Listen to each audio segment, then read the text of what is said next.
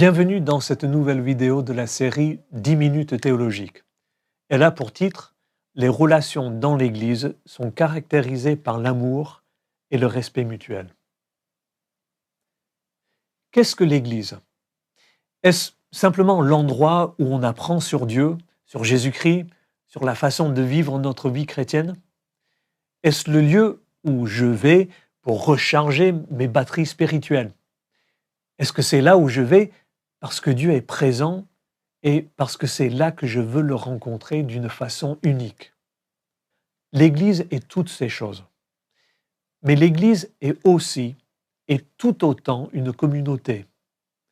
C'est la communauté où vivent ensemble des frères et sœurs unis par une même foi, appelés à s'entraider les uns les autres. Dans l'Église, nous sommes appelés à agir les uns envers les autres avec amour et avec un respect mutuel. Regardons ces deux choses. D'abord, le respect mutuel.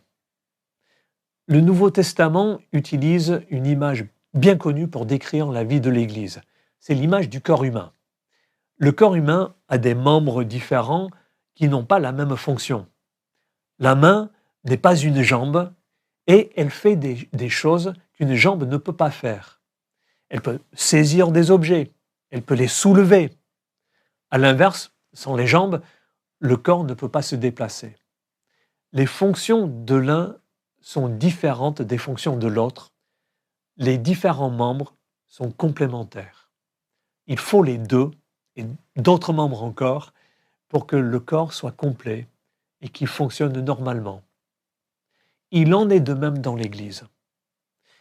Certaines personnes dans l'Église ont des dons d'enseignement, alors que d'autres ont plutôt des dons pratiques, des dons d'organisation ou de planification. D'autres vont être spécialement doués pour mettre à exécution un projet. Certains vont pouvoir discerner tout de suite les enjeux spirituels d'une situation ou dire une parole qui permet de débloquer une situation où l'autre est en panne dans sa vie de foi. Cette diversité est normale. Elle est même nécessaire pour que l'Église soit un reflet de toute la richesse de Dieu lui-même. Le problème, c'est que bien souvent, la méfiance ou le mépris des différences vient s'immiscer là-dedans. Du fait que tous n'ont pas les mêmes dons, ni les mêmes fonctions, il peut y avoir tendance à dire « cette personne-là ou ces personnes-là n'ont pas les mêmes dons que moi ». Et on méprise les autres parce qu'ils sont différents de nous. Un tel a des dons dans le domaine manuel, pour bricoler, pour peindre par exemple, mais il n'est pas fort pour l'enseignement. Certaines questions de doctrine vont lui passer au-dessus de la tête. Et les chrétiens plus intellectuels vont avoir tendance à dire « celui-là, il ne peut pas avoir une place importante dans l'Église ». À l'inverse, telle autre personne a la tête remplie d'idées, mais elle n'est absolument pas douée pour retaper une salle d'école du dimanche. La conséquence, ceux qui ont des dons manuels vont la mépriser et la traiter d'intello. Alors que dans l'Église, ces différences sont là parce que l'Esprit Saint les y a mises et parce qu'elles reflètent la beauté et la diversité de Dieu. D'ailleurs, ce mépris peut cacher un autre problème, à savoir la jalousie. Souvent, quand on méprise les autres, c'est parce que l'autre a un don que je n'ai pas et que j'aimerais avoir. Telle personne a le don d'aller vers les autres, de les accueillir, alors que moi, je ne l'ai peut-être pas. Et au lieu d'être reconnaissant pour ce don que Dieu a confié à mon frère ou à ma sœur, j'en veux secrètement à Dieu parce qu'il ne me l'a pas fait à moi. Et je vais être tenté de minimiser le don et à mépriser la personne qui l'a reçu. Alors que c'est Dieu qui le lui a donné pour l'édification de l'Église tout entière. Dans l'Église, nous sommes appelés à grandir dans le respect les uns des autres.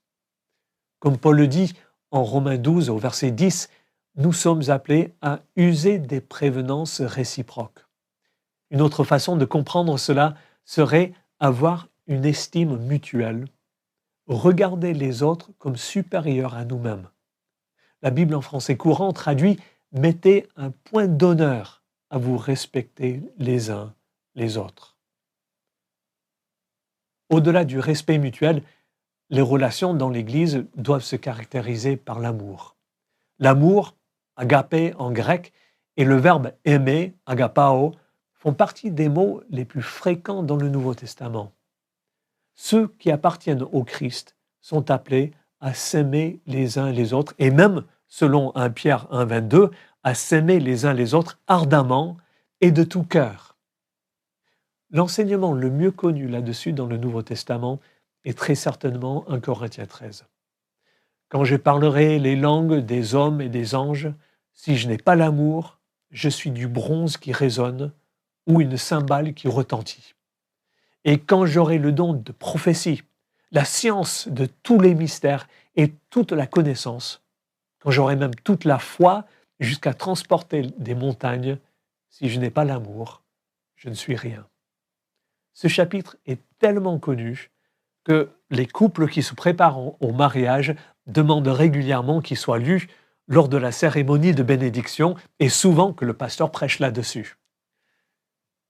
Ce qui est intéressant, c'est que ce chapitre vient au milieu de tout un enseignement sur les dons spirituels et dans le contexte d'un énorme problème dans l'église de Corinthe. Dans cette église, il y avait pas mal de personnes qui insistaient sur les dons que l'Esprit leur avait donnés, le parler en langue en particulier. Et ils se saisissaient de ces dons pour dire « moi, j'ai ce don qui prouve que j'ai l'Esprit. Toi, tu n'as pas ce don, ce qui montre bien que je suis plus avancé que toi. » Et du coup, on s'attachait à cette idée des dons de l'Esprit pour s'élever les uns au-dessus des autres. C'est précisément dans ce contexte que Paul reprend au chapitre 12 l'image du corps en disant que tous n'ont pas le même don, que cela n'est pas lié à une faiblesse des uns ou des autres, mais que les dons que Dieu accorde sont là pour que l'Église soit édifiée. Au chapitre 14, il abordera la façon d'utiliser ces dons pour que tous puissent progresser dans la foi et l'obéissance.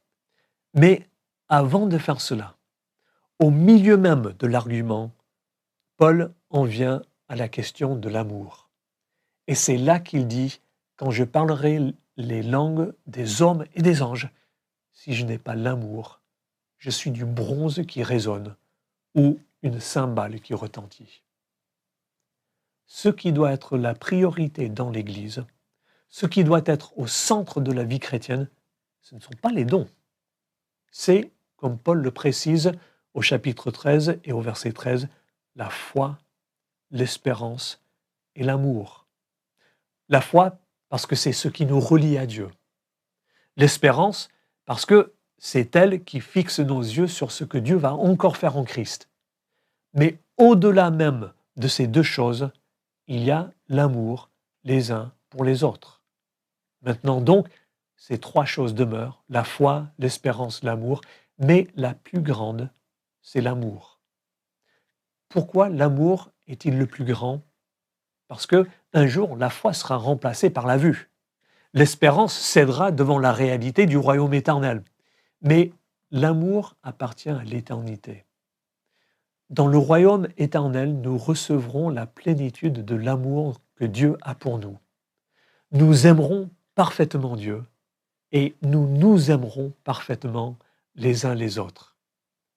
C'est pour cela que dans la communauté chrétienne, ce qui doit être au centre, c'est le respect mutuel, mais c'est aussi l'amour.